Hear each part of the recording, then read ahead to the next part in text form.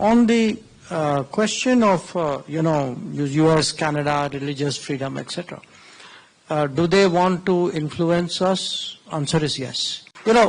Countries who have to go to court to decide the result of their election are giving you today ज्ञान about how to conduct your election. नमस्कार दोस्तों, मैं doctor Asit आपके अपने channel amazing acid पे। दोस्तों, भारत में लोकतंत्र का महापर्व अपने मध्यांतर से गुजर रहा है, मतलब 5 चरण संपन्न हो चुके हैं। जी हाँ दोस्तों, 6 सप्ताह के में 8 चरणों में 969 मिलियन पीपल, जहां पे 2600 पार्टीज जो है वो पार्टिसिपेट कर रही हैं फॉर 543 सीट्स। भारत में जो चुनाव है ना, वो विश्व के सबसे बड़े लोकतंत्र का सबसे बड़ी टेस्टिमनी।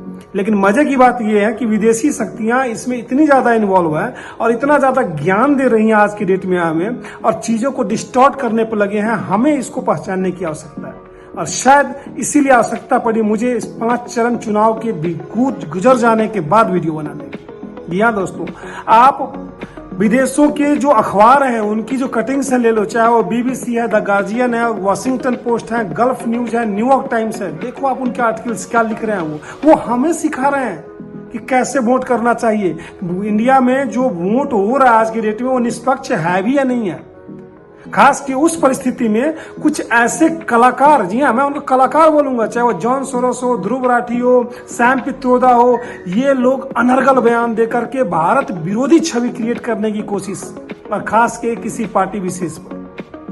आप अपने अंतर्मन को पहचानिए, राष्ट्रवाद को सबसे ऊपर रखिए और वोट कीजिए, क्योंकि आपका वोट ही भारत की ताकत है।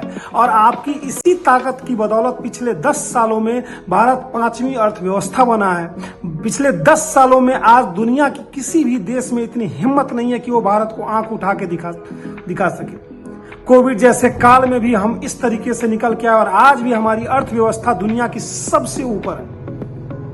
लेकिन मजे की बात कहाँ है, एक प्रोपेगेंडा बिल्कुल समझबूझ के और प्लान करके चलाया जाता है। 3 साल पहले जो आपको वैक्सीन दिया गया कोविशील्ड, और उसका बताया जाता है कि एस्ट्राजेनेका का कब, जब भारत में चुनाव शुरू होता है।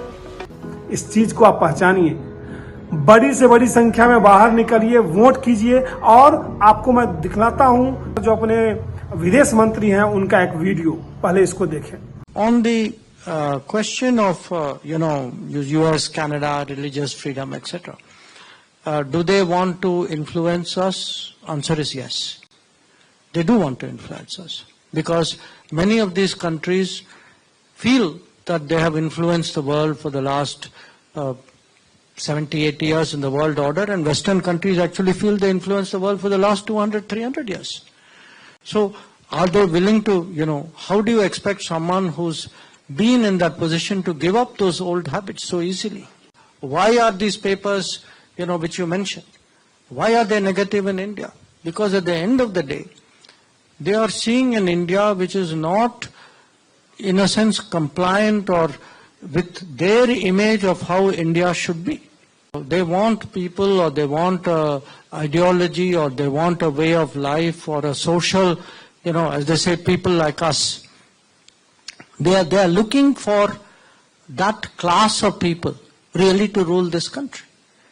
And I think they're disturbed when the Indian population feels otherwise. And that has been today actually a big part. We all have arguments till the day the votes are counted. After that, let us look at our own record. We all accept what this is, we all have faith in the system. Whatever questions we raise because politics, my people raise those things. You have to, but at the end of it all, in our heart of hearts, we all actually, the greatest strength of our system, proof the system works, is actually, if you see the multiple elections, the fact that governments change in this country, that one party hands over to another party, different parties, they may have their debates, finally they all, find a way of working together. तो दोस्तों, आपने देखा हो और समझा भी, इसलिए मेरी आपसे गुजारिश है, बड़ी से बड़ी संख्या में घर से निकले, वोट करें, देश के लिए वोट करें, देश के विकास के लिए वोट करें। जाति पाति को छोड़े, आप अपने लिए फूफा और बहनोई नहीं ढूंढ रहे हैं यहाँ पे। आप देखें कि किस पार्टी की नीयत सही है राष्ट्र विकास के लिए, किस पार्टी की नीयत है जो भारत के गौरव और उत्थान के लिए कार्य कर रहा है। छोटी मोटी समस्याओं को समस्या जरूर रखें, उस समस्याओं का समाधान भी अपने चुने गए प्रतिनिधियों के द्वारा करवाएं, लेकिन उस समस्या को आप अपने अंतर मन पे इतना बड़ा न होने दें जो कि राष्ट्र के विकास में जो विरोधी ताकतें, क्योंकि मैंने आपको बताया कि इन विदेशी जो लोग हैं इनके इशारों पर नाचने वाले हमारे देश में बहुत ज्यादा ऐसा है।